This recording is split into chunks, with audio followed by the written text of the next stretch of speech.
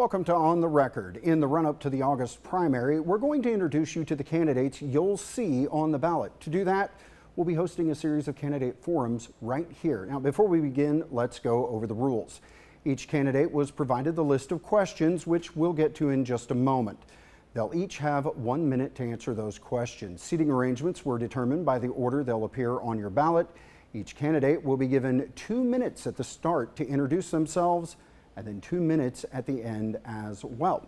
With all of that in mind, let's get started. We're starting our candidate forum with the race for Missouri Senate District number 32. The two people you'll see on the ballot on the Republican side, Ellen Nichols and Jill Carter. Thank you both for going on the record with us. Ellen, we'll start with you. 2 minutes. Tell us about yourself and why you're running. It's been one of the greatest privileges of my life to take care of neurosurgical patients here in Joplin for the last 33 years. I'm so grateful to my wonderful patients for the trust they placed in me and to be able to participate in their care. I'm a wife, a mom, a grandmom. I've been a foster mom. I've been very involved in the community. I was in Rotary for many years and even was chairman of the youth section of Rotary, so I took many kids down to the youth camp at Tahlequah. Even now, I run into successful adults in town and they'll say, "Oh, you took me to Tahlequah." And I'm like, oh, it's so gratifying to know that I might have had a tiny part in their success. I'm very involved with Salvation Army. I'm on the board of Salvation Army and I'm a member of the Salvation Army Church. So if anybody is looking for volunteer activities, that's a great organization, and there's lots and lots of work that needs to be done for the community. So they just need to call and they will be put to work there. Right now, I'm campaigning full-time. There's many issues that I'm very concerned about. Sanctity of life is probably a top priority for me. We've lost a lot of ground on sanctity of life in the last 4 years. I'd like to work on that. I'd like to work on promoting foster parents, adoptive parents, supporting and strengthening families as much as possible, and supporting moms. I'd also like to work on healthcare. It's a big concern for me. Healthcare is becoming less and less affordable and accessible for a lot of people. So even people with commercial insurance, premiums are getting so high and their deductibles are so high they can't afford it. So they're putting care off, they're coming in sicker. That's more expensive, and we don't want that to happen. We want people to come in. So those are two areas that I'm very concerned about that I'd like to work on in Jefferson City. All right, thank you very much, ma'am. And Jill, 2 minutes, introduce yourself to us and why you're running. Yeah, so I'm currently serving as a state senator for Jasper and Newton County. First of all, I'm a farm girl, a mom of 5 amazing kids, 2 granddaughters. One of my sons is on the autism spectrum, so I'm a huge advocate of those who have special needs. I think if you could describe me under one umbrella, it would be just a citizen advocate. I started going to the Capitol over a decade before I ran, and it was to try to fight for parents' rights, education reform, and just to try to put a voice back to our community at a local level. There was a big disconnect I sensed between what was really going on in Jefferson City and what would be said when we'd come home and have bean feeds and things like that. It felt like more about talking about politicians and basically selling my politicians to our community rather than principles of what real governance looks like. What were the roadblocks between us being able to accomplish really meaningful reforms and the realities of what everybody felt like should be occurring? So having been up there pounding the pavement in Jeff City for 10 years, I saw a lot of the frustration and wanted to come home and just empower our community to have a voice in Jefferson City. And I think we've been able to do that. All right, ladies, thank you again both, number one, for being here and for introducing yourselves. With that in mind, let's get started with our questions. We have 6 of them. Our first question, where do you stand on data center development in Missouri? Ellen. I've called for a moratorium on the development of new large-scale data centers in the state of Missouri. It's not that I'm against progress. We need a good economy and we need robust technology, innovation, but this is an area where we just don't have the answers that we need. We know it's going to have a big impact on our electric infrastructure. We don't know where that power is going to come from, whether we'll need more transmission lines.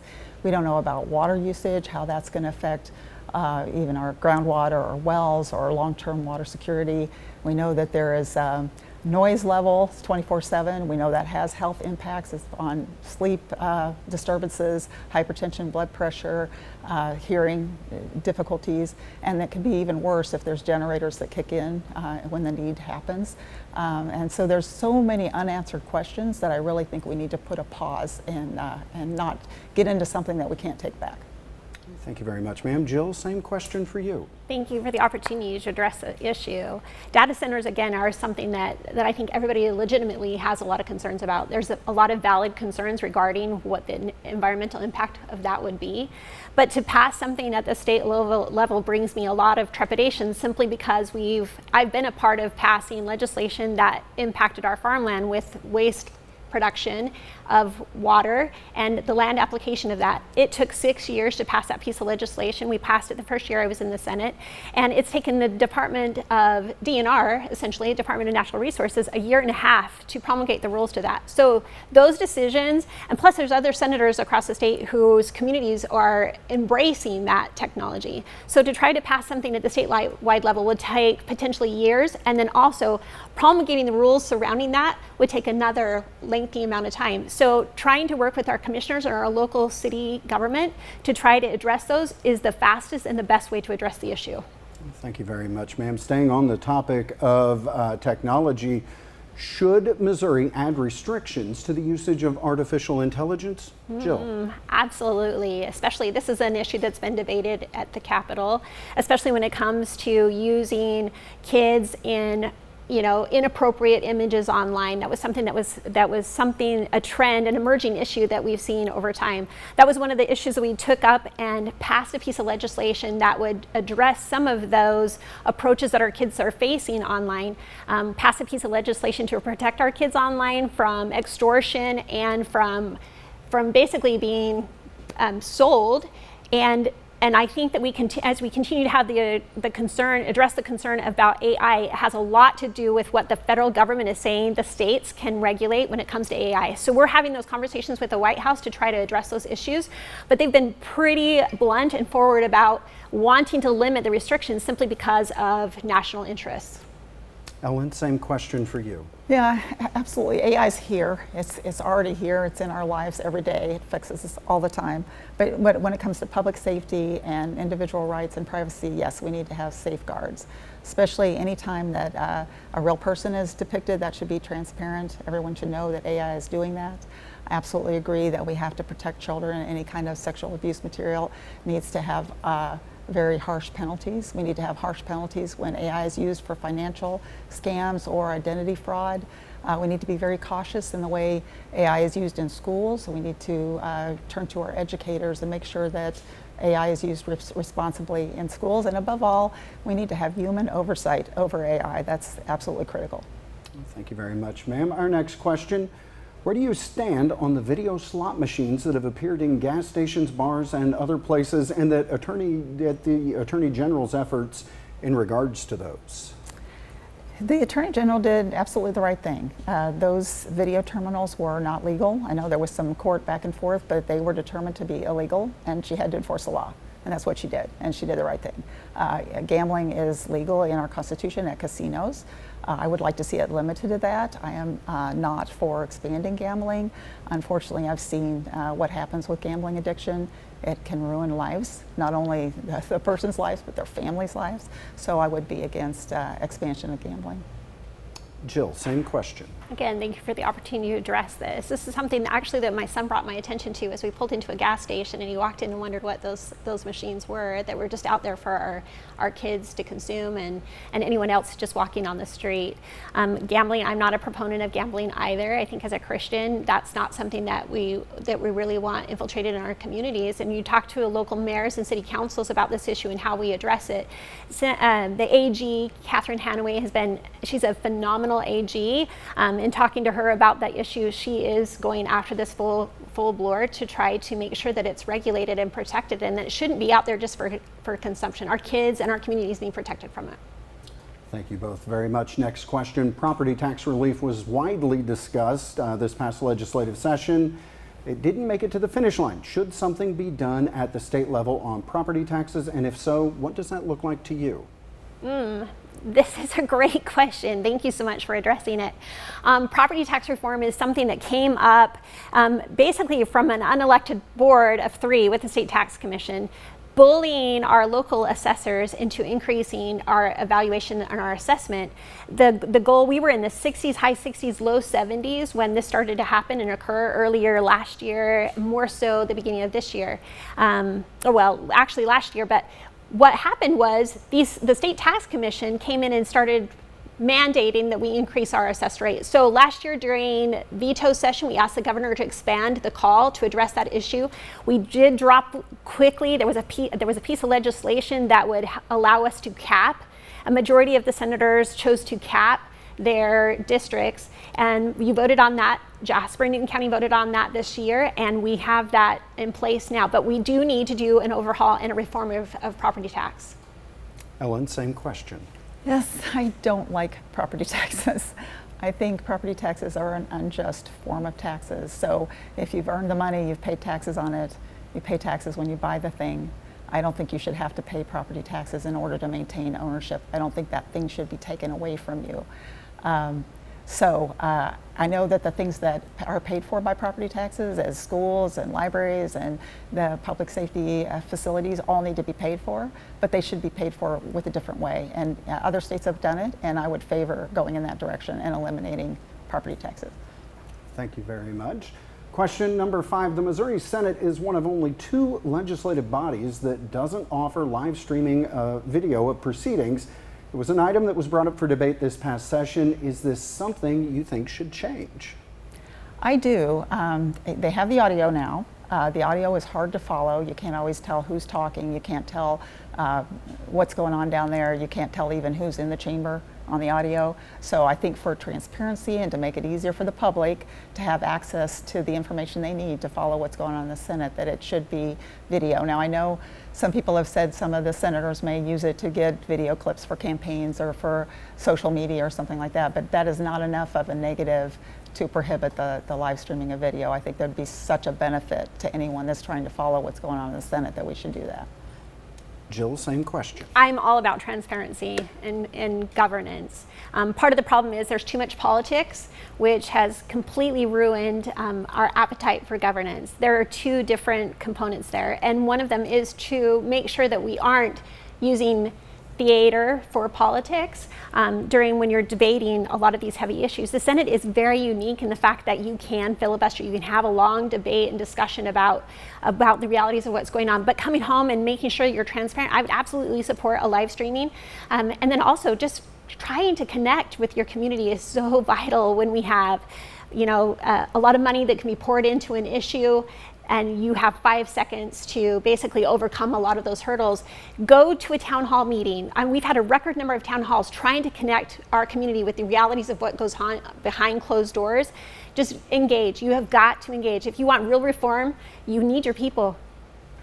Thank you very much. Our final question, should Missouri go back to a presidential preference primary?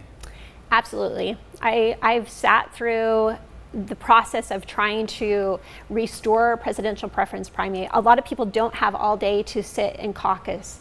You have to be locked into that meeting room. When they do caucus, you're there for how many hours, you don't know. And that really does leave out a voice of a lot of the people who don't have the opportunity to take time off of work to engage in that issue. So going back to a presidential preference primary is a bill that we have filed to try to give our people more of a voice on what happens. Ellen, same question. I would absolutely agree with that. I think it's much more straightforward. You're going to have a very clear-cut answer. Caucuses take longer, less people participate in those. You don't have a clear answer for a while, at least during the day. And so I think it's just much more straightforward. You're going to get a good answer just with a primary. All right, again, ladies, thank you both for answering that list of questions. As promised, we're going to give each of you 2 minutes here at the end.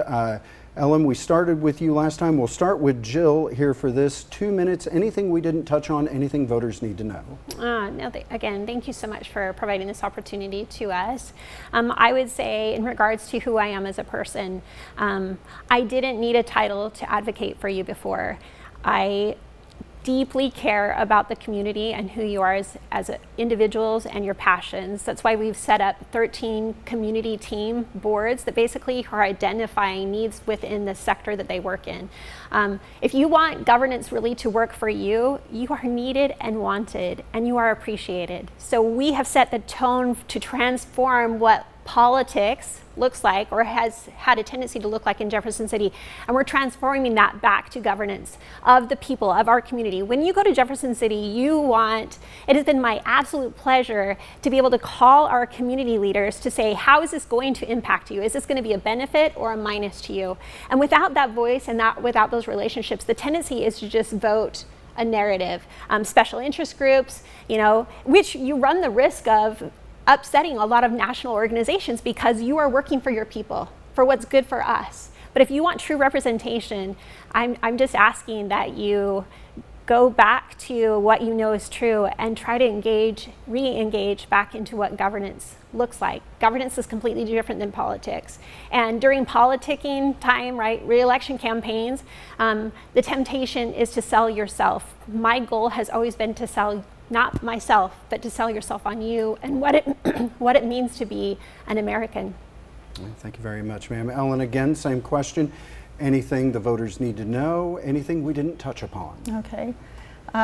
During my 30-some years as a physician, I spent hours and hours listening to thousands and thousands of patients, analyzing that information, formulating a plan, and then putting that plan into action. And that's what we need for effective leadership. I'd like to take that skill set to Jefferson City. I'd also like to continue my service to the community and be given the opportunity to repay some of the blessings that I've received.